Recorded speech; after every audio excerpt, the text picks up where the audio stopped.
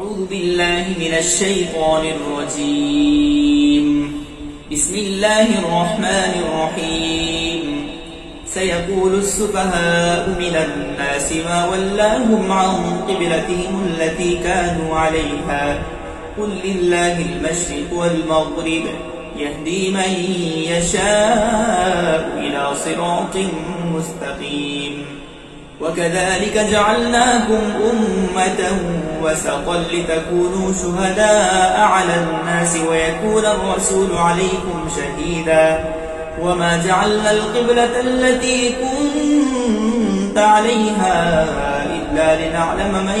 يتبع الرسول ممن ينقلب على عقبيه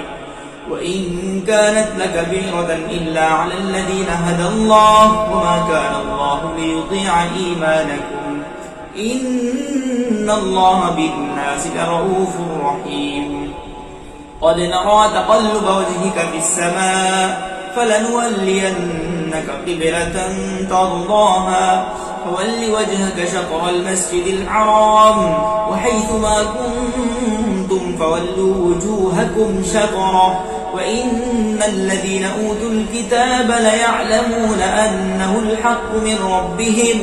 وما الله بغافل عما يعملون. ولئن أتيت الذين أوتوا الكتاب بكل آية ما تبعوا قبلتك وما أنت بتابع قبلتهم وما بعضهم بتابع قبلة بعض ولئن اتبعت أهواءهم من بعد ما جاءك من العلم إنك إذا لمن الظالمين. الذين آتيناهم الكتاب يعرفونه كما يعرفون أبناءهم وإن فريقا منهم ليكتمون الحق وهم يعلمون. الحق من ربك فلا تكونن من الممترين ولكل وجهة هو موليها فاستبقوا الخيرات أينما تكونوا يأت بكم الله جميعا إن الله على كل شيء قدير. ومن حيث خرجت فول وجهك شطر المسجد الحرام وإنه للحق من ربك وما الله بغافل عما تعملون. ومن حيث خرجت فول وجهك شطر المسجد الحرام وحيثما كنتم فولوا وجوهكم شطره لئلا يكون للناس عليكم حجة إلا الذين ظلموا منهم فلا تخشوهم واخشوني وليتم نعمتي عليكم ولعلكم تهتدون.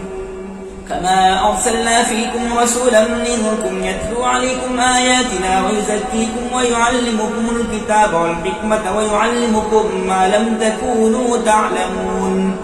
فاذكروني أذكركم واشكروا لي ولا تكفرون. يا أيها الذين آمنوا استعينوا بالصبر والصلاة إن الله مع الصابرين. ولا تقولوا لمن يقتل في سبيل الله أموات بل أحياء ولكن لا تشعرون. ولنبلونكم بشيء من الخوف والجوع ونقص من الأموال والأنفس والثمرات وبشر الصابرين الذين إذا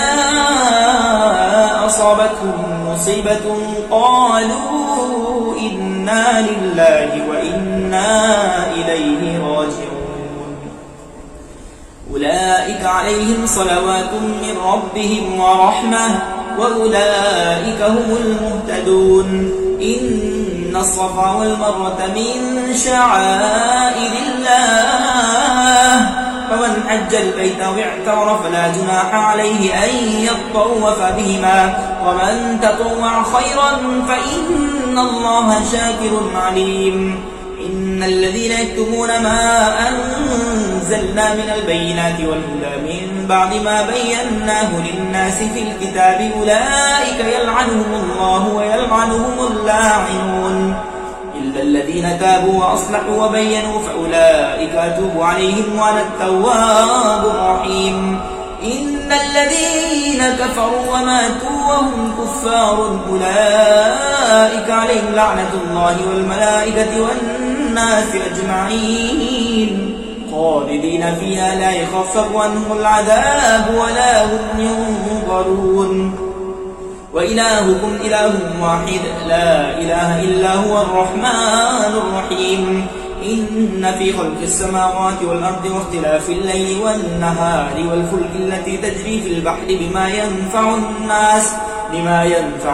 وما أنزل الله من السماء من ماء فأحيا به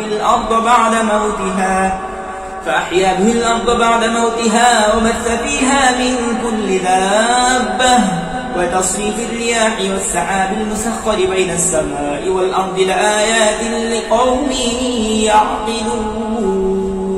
ومن الناس من يتخذ من دون الله أندادا يحبونهم كحب الله والذين آمنوا أشد حبا لله ولو يرى الذين ظلموا إذ يرون العذاب أن القوة لله جميعا وأن الله شديد العذاب إذ تبرأ الذين اتبعوا من الذين اتبعوا ورأوا العذاب وتقطعت بهم الأسباب وقال الذين اتبعوا لو أن لنا كرة فنتبرأ منهم كما تبرأوا منا كذلك يريهم الله أعمالهم حسرات عليهم وما هم بخارجين من النار يا أيها الناس كلوا مما في الأرض حلالا طيبا ولا تتبعوا خطوات الشيطان إنه لكم عدو مبين إنما يأمركم بالسوء والفحشاء وأن تقولوا على الله ما لا تعلمون إذا قيل لهم اتبعوا ما أنزل الله قالوا بل نتبع ما ألفينا عليه آباءنا أو لو كان آباؤهم لا يعقلون شيئا ولا يهتدون ومثل الذين كفروا كمثل الذي ينعق بما لا يسمع إلا دعاء ونداء صم بكم عمي فهم لا يعقلون يا أيها الذين آمنوا كلوا من طيبات ما رزقناكم واشكروا لله إن كنتم إياه تعبدون إنما حرم عليكم الميتة والدم ولحم الخنزير وما أهل به لغير الله فمن اضطر غير باغ ولا عاد فلا إثم عليه إن الله غفور رحيم إن الذين يكتمون ما أنزل الله من الكتاب ويشترون به ثمنا قليلا أولئك ما يأكلون في بطونهم إلا النار ولا يكلمهم الله يوم القيامة ولا يزكيهم ولهم عذاب أليم أولئك الذين اشتروا الضلالة بالهدى والعذاب بالمغفرة فما أصبرهم على النار ذلك بأن الله نزل الكتاب بالحق وإن الذين اختلفوا في الكتاب لفي شقاق بعيد ليس البر أن تولوا وجوهكم قبل المشرق والمغرب ولكن البر من آمن بالله واليوم الآخر والملائكة والكتاب والنبيين وآتى المال على حبه ذوي القربى واليتامى والمساكين وابن السبيل والسائلين وفي الرقاب وأقام الصلاة وآتى الزكاة والموفون بعهدهم إذا عاهدوا والصابرين في البأساء والضراء وحين البأس أولئك الذين صدقوا وأولئك هم المتقون يا أيها الذين آمنوا كتب عليكم القصاص في القتلى الحر بالحر والعبد بالعبد والأنثى بالأنثى فمن عفي له من أخيه شيء فاتباع بالمعروف وأداء إليه بإحسان ذلك تخفيف من ربكم ورحمة فمن اعتدى بعد ذلك فله عذاب أليم ولكم في القصاص حياة يا أولي الألباب لعلكم تتقون كتب عليكم إذا حضر أحدكم الموت إن ترك خيرا الوصية للوالدين والأقربين بالمعروف حقا على المتقين فمن بدله بعدما سمعه فإنما إثمه على الذين يبدلونه إن الله سميع عليم فمن خاف من موص جنفا أو إثما فأصلح بينهم فلا إثم عليه إن الله غفور رحيم يا أيها الذين آمنوا كتب عليكم الصيام كما كتب على الذين من قبلكم لعلكم تتقون أياما معدودات فمن كان منكم مريضا أو على سفر فعدة من أيام أخر وعلى الذين يطيقونه فدية طعام مسكين فمن تطوع خيرا فهو خير له وأن تصوموا خير لكم إن كنتم تعلمون شهر رمضان الذي أنزل فيه القرآن هدى للناس وبينات من الهدى والفرقان فمن شهد منكم الشهر فليصم ومن كان مريضا أو على سفر فعدة من أيام أخر يريد الله بكم اليسر ولا يريد بكم العسر ولتكملوا العدة ولتكبروا الله على ما هداكم ولعلكم تشكرون وإذا سألك عبادي عني فإني قريب أجيب دعوة الداعي إذا دعاني فليستجيبوا لي وليؤمنوا بي لعلهم يرشدون أحل لكم ليلة الصيام الرفث إلى نسائكم هن لباس لكم وأنتم لباس لهن علم الله أنكم كنتم تختانون أنفسكم فتاب عليكم وعفى عنكم فالآن باشروهن وابتغوا ما كتب الله لكم وكلوا واشربوا حتى يتبين لكم الخيط الأبيض من الخيط الأسود من الفجر ثم أتموا الصيام إلى الليل ولا تباشروهن وأنتم عاكفون في المساجد تلك حدود الله فلا تقربوها كذلك يبين الله آياته للناس لعلهم يتقون ولا تأكلوا أموالكم بينكم بالباطل وتدلوا بها إلى الحكام لتأكلوا فريقا من أموال الناس بالإثم وأنتم تعلمون يسألونك عن الأهلة قل هي مواقيت للناس والحج وليس البر بأن تأتوا البيوت من ظهورها ولكن البر من اتقى وأتوا البيوت من أبوابها واتقوا الله لعلكم تفلحون وقاتلوا في سبيل الله الذين يقاتلونكم ولا تعتدوا إن الله لا يحب المعتدين وخذلوهم حيث ثقفتموهم وأخرجوهم من حيث أخرجوكم والفتنة أشد من القتل ولا تقاتلوهم عند المسجد الحرام حتى يقاتلوكم فيه فإن قاتلوكم فاقتلوهم كذلك جزاء الكافرين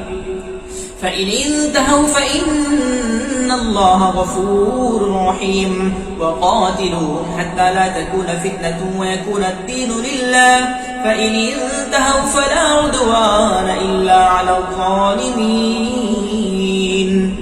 الشهر الحرام والشهر الحرام والحرمات قصاص فمن اعتدى عليكم فاعتدوا عليه بمثل ما اعتدى عليكم واتقوا الله واعلموا أن الله مع المتقين وأنفقوا في سبيل الله ولا تلقوا بأيديكم إلى التهلكة وأحسنوا إن الله يحب المحسنين وأتموا الحج والعمرة لله فإن أحسنتم فما استيسر من الهدي ولا تحلقوا رؤوسكم حتى يبلغ الهدي محله فمن كان منكم مريضا أو على سفر فعدة من أيام أخر وأتموا الحج والعمرة لله فإن أحسنتم فما استيسر من الهدي ولا تحلقوا رؤوسكم حتى يبلغ الهدي محله فمن كان منكم مريضا أو به أذى من رأسه ففدية من صيام أو صدقة أو نسك فإذا أمنتم فمن تمتع بالعمرة إلى الحج فما استيسر من الهدي فمن لم يجد فصيام 3 أيام بالحج و7 إذا رجعتم تلك 10 كاملة ذلك لمن لم يكن أهله حاضر المسجد الحرام واتقوا الله واعلموا أن الله شديد العقاب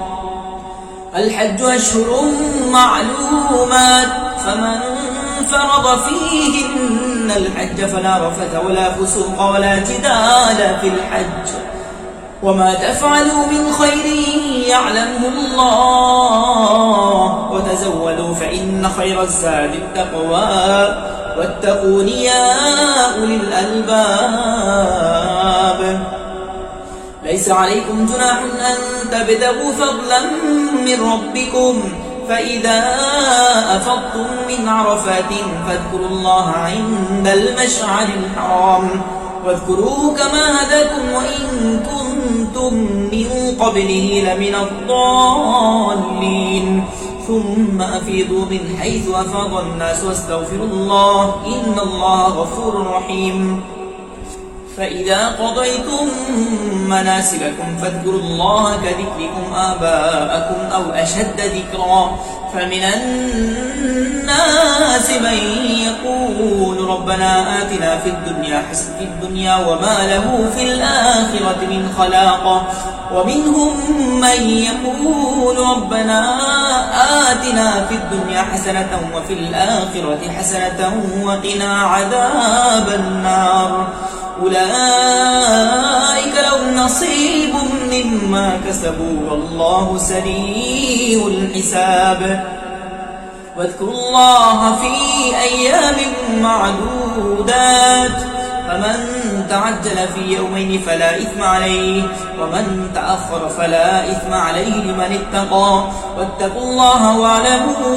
أنكم إليه تحشرون ومن الناس من يعجبك قوله في الحياة الدنيا ويشهد الله على ما في قلبه وهو ألد الخصام وإذا تولى سعى في الأرض ليفسد فيها ويهلك الحرث والنسل والله لا يحب الفساد وإذا قيل له اتق الله أخذته العزة بالإثم فحسبه جهنم ولبئس المهاد ومن الناس من يشري نفسه ابتغاء مرضات الله والله رؤوف بالعباد يا أيها الذين آمنوا ادخلوا في السلم كافة ولا تتبعوا خطوات الشيطان إنه لكم عدو مبين فإن زللتم من بعد ما جاءتكم البينات فاعلموا أن الله عزيز حكيم هل ينظرون إلا أن يأتيهم الله في ظلل من الغمام والملائكة وقضي الأمر وإلى الله ترجع الأمور سل بني إسرائيل كم آتيناهم من آية بينة ومن يبدل نعمة الله من بعد ما جاءته فإن الله شديد العقاب زين للذين كفروا الحياة الدنيا ويسخرون من الذين آمنوا والذين اتقوا فوقهم يوم القيامة والله يرزق من يشاء بغير حساب كان الناس أمة واحدة فبعث الله النبيين مبشرين ومنذرين وأنزل معهم الكتاب بالحق ليحكم بين الناس فيما اختلفوا فيه وما اختلف فيه إلا الذين أوتوه من بعد ما جاءتهم البينات بغيا بينهم فهدى الله الذين آمنوا لما اختلفوا فيه من الحق بإذنه والله يهدي من يشاء إلى صراط مستقيم. أم حسبتم أن تدخلوا الجنة ولما يأتكم مثل الذين خلوا من قبلكم مستهم البأساء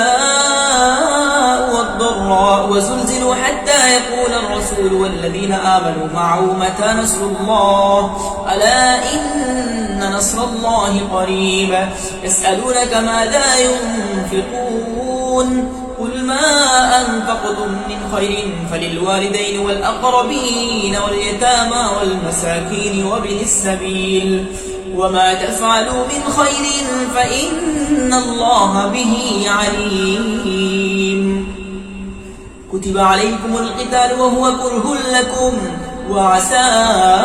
أن تكرهوا شيئا وهو خير لكم وعسى أن تحبوا شيئا وهو شر لكم والله يعلم وأنتم لا تعلمون. يسألونك عن الشهر الحرام قتال فيه قل قتال فيه كبير وصد عن سبيل الله وكفر به والمسجد الحرام وإخراج أهله منه أكبر عند الله والفتنة أكبر من القتل ولا يزالون يقاتلونكم حتى يردوكم عن دينكم إن استطاعوا ومن يرتد منكم عن دينه فيمت وهو كافر فأولئك حبطت أعمالهم في الدنيا والآخرة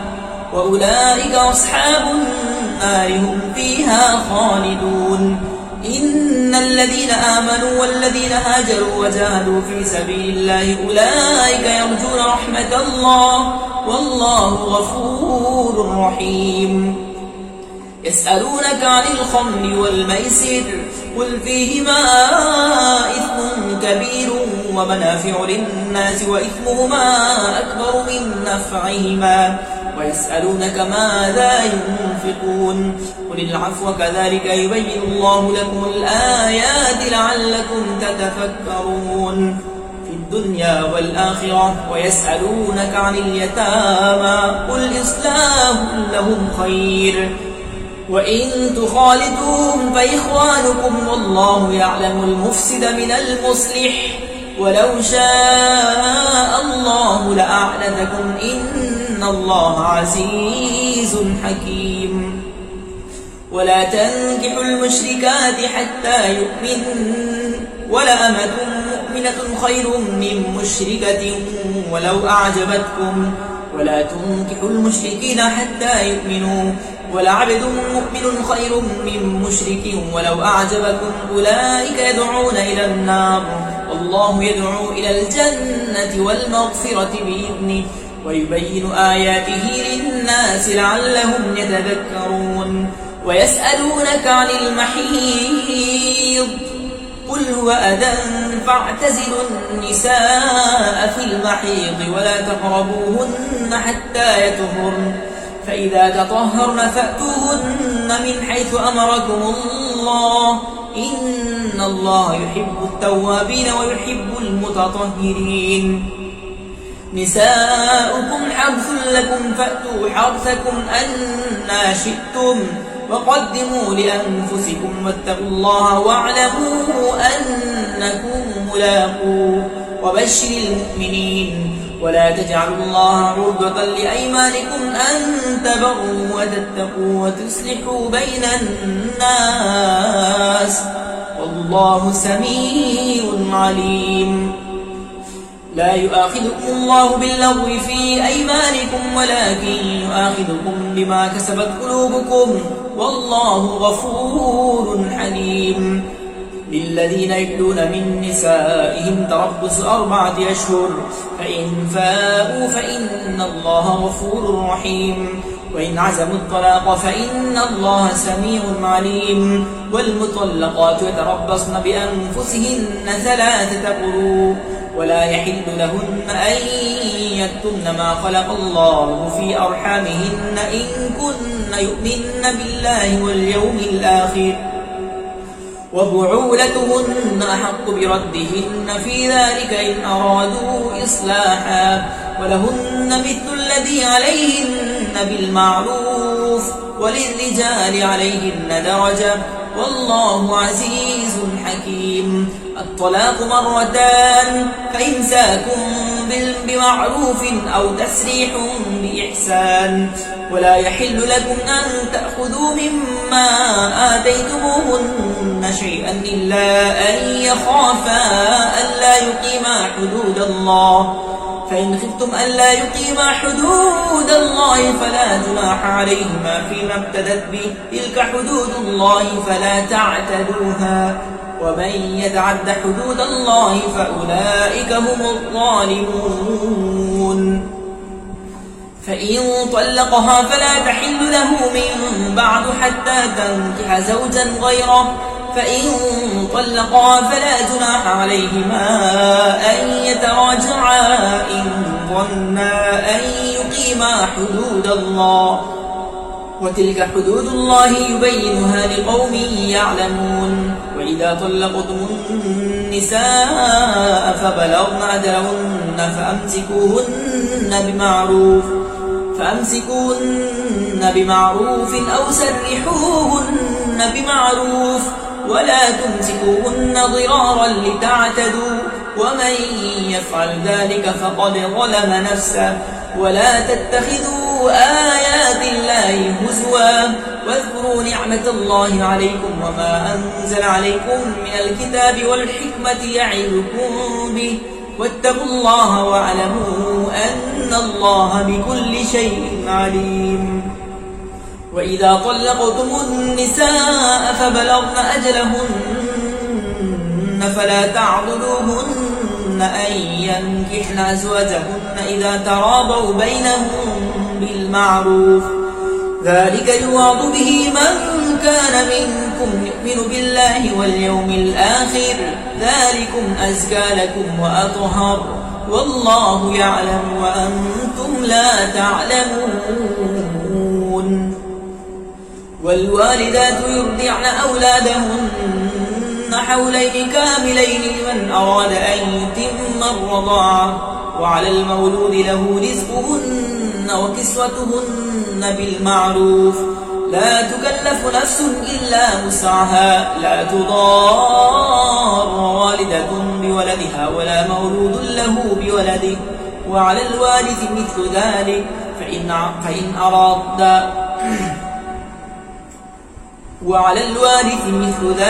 فإن أرادا فصالا عن تراض منهما وتشاور فلا جناح عليهما. وإن أردتم أن تسترضعوا أولادكم فلا جناح عليكم إذا سلمتم ما آتيتم بالمعروف، واتقوا الله واعلموا أن الله بما تعملون بصير. والذين يتوفون منكم ويذرون أزواجا يتربصن بأنفسهن 4 أشهر وعشرا، فإذا بلغن أجلهن فلا جناح عليكم فيما فعلن في أنفسهن بالمعروف، والله بما تعملون خبير. ولا جناح عليكم فيما عرضتم به من خطبة النساء أو أكننتم في أنفسكم، علم الله أنكم ستذكرونهن ولكن لا تواعدوهن سرا إلا أن تقولوا قولا معروفا. ولا تعزموا عقدة النكاح حتى يبلغ الكتاب أجله، واعلموا أن الله يعلم ما في أنفسكم فاحذروه، واعلموا أن الله غفور حليم. لا جناح عليكم إن طلقتم النساء ما لم تمسوهن أو تفرضوا لهن فريضة، ومتعوهن على الموسع قدره وعلى المقتر قدره متاعا بالمعروف، حقا على المحسنين. وإن طلقتموهن من قبل أن تمسوهن وقد فرضتم لهن فريضة فنصف ما فرضتم إلا أن يعفون أو يعفو الذي بيده عقدة النكاح، وأن تعفوا أقرب للتقوى ولا تنسوا الفضل بينكم إن الله بما تعملون بصير